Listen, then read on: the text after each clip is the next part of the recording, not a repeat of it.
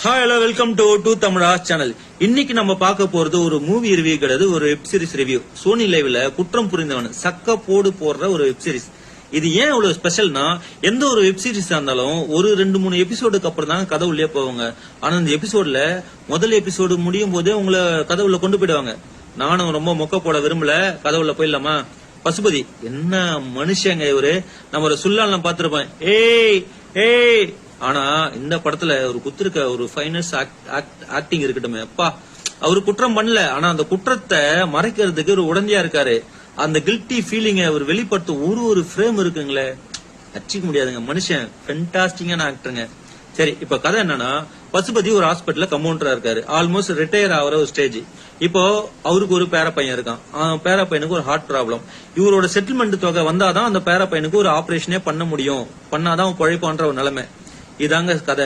இப்போ ஒரு திருவிழா. அந்த திருவிழால பசுபதி வீட்டுக்கு பக்கத்துல இருக்க ஒரு குடும்பம், ஒரு புருஷன், ஒரு பொண்டாட்டி, ஒரு குழந்தை. அந்த குழந்தையோட பேரு மெர்சி. அந்த திருவிழால காணாம போயிடறா.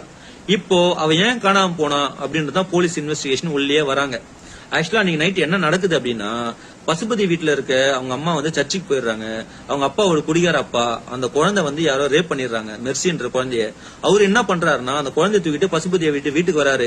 என் குழந்தைய எப்படியாவது காப்பாத்துங்கன்றாரு. பசுபதியோட வேலையே என்னன்னா, கம்பவுண்ட் இருந்ததுனால அந்த கிராமத்துல இருக்க எல்லாருக்கும் சின்ன சின்ன தலைவலி, ஜுரம், இந்த பிசியோதெரபி, இந்த மாதிரி வேலை எல்லாம் அவருக்கு ட்ரீட்மெண்ட் கொடுக்குறாரு. ஆக்சுவலா அது பண்ணக்கூடாது, அதான் பண்றாரு. இவர் என்ன நினைச்சுக்கிறாருன்னா, தான் பொண்ணை இவன் காப்பாத்துவான் அப்படின்னு நம்பி ரத்தம் சொட்ட சொட்ட பசுபதி முன்னாடி நின்னு என் குழந்தைய காப்பாத்துங்கன்னு கெஞ்சுறாரு. பசுபதி தீர்க்கமா சொல்றாரு, நான் இதை அட்டன் பண்ண கூடாது, இது ஒரு ரேப் மாதிரி தெரியுது, தயவு செய்து ஹாஸ்பிட்டல் போன்னு கெஞ்சுறாரு. ஆனா அந்த அப்பா என்ன சொல்றாரு, தயவு செய்து என் பொண்ணுக்கு ஃபர்ஸ்ட் எய்ட் பண்ணுங்க சொல்றாரு. இவரும் ஃபர்ஸ்ட் எய்ட் பண்றாரு. ஆனா அந்த பொண்ணு இறந்துருது. அதை பார்த்த அதிர்ச்சியில ஒரு மாடியில இருந்து குதிச்சு செத்துறா மாதிரி நம்ம கதையை காட்டுறாங்க. இப்போ அப்பங்காரன் செத்துட்டான், ரேப் பண்ண பொண்ணு செத்துட்டா. இப்ப பசுபதி போயிட்டு போலீஸ் கிட்ட இதான் நடந்து சொன்னா விட்டுருவாங்களா? ஒரு என்கொயரி வைப்பாங்க இல்லையா? என்கொயரி வச்சா என்ன ஆகும்? இவருக்கு வர வேண்டிய செட்டில்மெண்ட் டிலே ஆகும். டிலே ஆனா என்ன ஆகும்? இவன் பேரனுக்கு வைத்தியம் பண்ண முடியாது. இப்போ செத்து போன பொண்ணை பாக்குறதா இல்ல தான் காப்பாற்ற வேண்டிய பேரனை பாக்குறதா? அந்த இடத்துல ஒரு முடிவு எடுக்கிறாரு. அதுதான் ஒரு அபாயகரமான முடிவு. அதான் எபிசோட் 2. என்ன நடக்குது அப்படின்னா, அந்த செத்து போன பொண்ணை தான் வீட்டுல இருக்க ஃப்ரிட்ஜ்ல வச்சு மூடிடுறாரு. இதை தான் பொண்டாட்டி கிட்ட மட்டும் சொல்றாரு. ஆனா பக்கத்து வீட்டு பொண்ணு, அந்த பொண்ணோட அம்மா பசுபதியோ தான் அப்பா மாதிரி பாக்குறாரு. அவர்கிட்டயே என் பொண்ணு காணோம், என் பொண்ணு காணோம், என்ன ஆச்சுன்னு தெரியலன்னு கெஞ்சுறாங்க.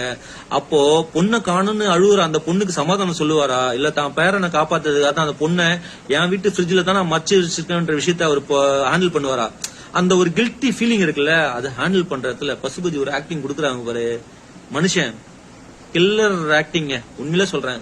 பின்னி படல எடுத்துட்டாரு. கதை இப்படியே போகுது. ஒரு ஸ்டேஜுக்கு மேல அந்த பொண்ணை ரேப் பண்ணவன் பசுபதி கால் பண்றான். கால் பண்ணி இந்த பாடி எப்படியா டிஸ்போஸ் பண்ணிடு, ஏன்னா பாடி தான் எவிடன்ஸ். நீ எரிச்சிட்டினா உன் பேரனு ஹார்ட் ஆபரேஷனுக்கு தேவையான பணத்தை நான் கொடுத்துறேன் அப்படி சொல்றான். பசுபதிக்கு வேற வழியே தெரியல. அந்த பணத்தை எரிக்கிற மாதிரி ஒரு சீனு காட்டுறாங்க. அவரு எரிச்சிடுறாரு. இப்ப அவன் பேரனை காப்பாத்துறதுக்கான பணமும் கிடைச்சிருது.